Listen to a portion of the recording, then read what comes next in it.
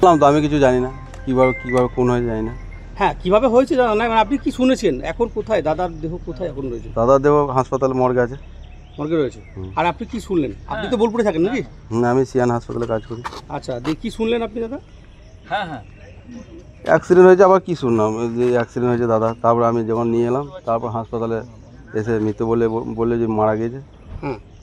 হ্যাঁ, এরপরে ডাক্তারবাবু কী জন্যে কী হয়েছে তো ডাক্তারবাবু আমার বলে না, কী কোনো কারণে মারা গেছে। হ্যাঁ, ওটা পোস্টমর্টম হোক, তারপরে জানা যাবে। অ্যাক্সিডেন্টের জন্য খুন করা হয়েছে ওটা জানি না, আমি বললাম না, জানি না। এখন ডাক্তাররা জানবে, ওটা পোস্টমর্টম না হলে আমি কী করে বলবো কোন হয়েছে না। কী নাম আপনার দাদা? পীযূষ ঘোষ। ও রাত খেয়ে ভাত খেয়েছিল, ভাত খেয়ে আবার বেরিয়েছিল, যাও কেউ ফোন করুক যা করুক। তারপরে এসে রাত 2টোর সময় দেখছি, ওখান থেকে খবর পেলাম, রাত 2টোর সময় এসে দেখছি চিঠিয়ে পড়ে আছে, মাথায় গুলি করে দিয়েছে, কপাল দিয়ে বেরিয়ে গেছে। এই কোথায় পড়েছিল? আর কিছু জানি না। তারপরে পড়েছিল? হ্যাঁ, তারপর বয়স কোথায় পড়েছিল? হ্যাঁ, কোথায় পড়েছিলেন উনি? হ্যাঁ পড়েছিল চিঠি। কোন জায়গায়?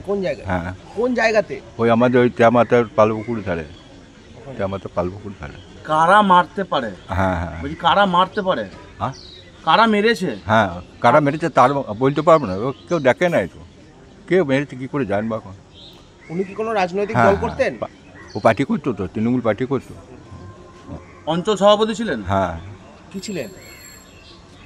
কী করবো, করা কিছু নাই। ও কে মেরেছে বলা মুশকিল আছে এখন তো। এমনি আবঝোকাবঝো বলা যাবে না কারো নাম করে, আবঝোকাবঝো কিছু বলা যাবে না কারো নাম করে, না দেখলে কী করে বলবো। কখন এটা, কখন টাইমটা, কখন কখন? রাত 2টো। কেউ ডেকেছিল ফোন করে?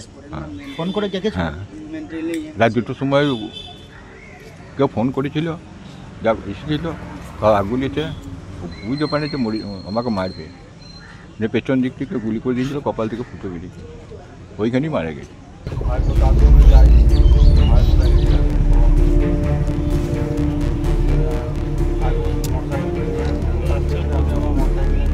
প্রথমে আপনাদেরকে বলি যে এটা গভীর রাত্রে হয়েছে বলে আমরা শুনেছি, ফলে কেউ তো দেখতে পায়নি যে কিভাবে হলো, কারা করলো কেউ, কিন্তু এটা নিশ্চয়ই যে এর পেছনে একটা দুষ্কৃতকারী ক্রিমিনাল অ্যান্টি সোশ্যাল চক্রান্ত ছাড়া আর্মস দিয়ে খুন কিন্তু সাধারণ মানুষের দ্বারা সম্ভবপর নয়।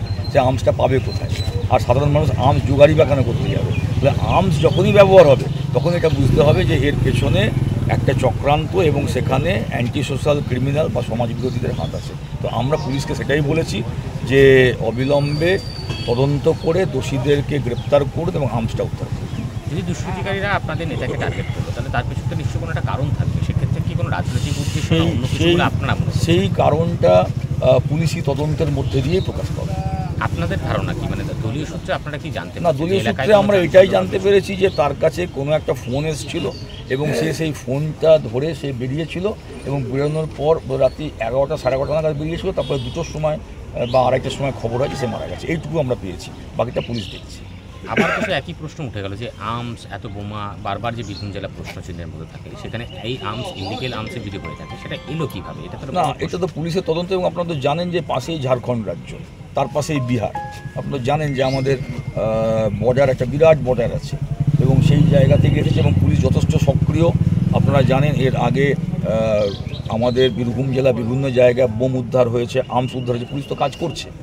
এক্ষেত্রেও পুলিশ দেখবেন ঠিক সঠিকভাবে তদন্ত করবে এবং তারা দোষীদেরও গ্রেপ্তার করবে, আর্মস উদ্ধার হবে। আমাদের রাজ্য পুলিশ যথেষ্ট সক্রিয়, আমাদের জেলা পুলিশ যথেষ্ট সক্রিয়। মৃতের পরিবারের পাশে আপনারা কীভাবে থাকেন? তার ভাই আমাদের কাছেই আছেন, তার পিতাও ছিলেন। আমরা সর্বতোভাবে তার পাশে থাকব, দল তার পাশে থাকবে এবং তার পরিবারের প্রতি আমাদের সমবেদনা জানার ভাষা নেই।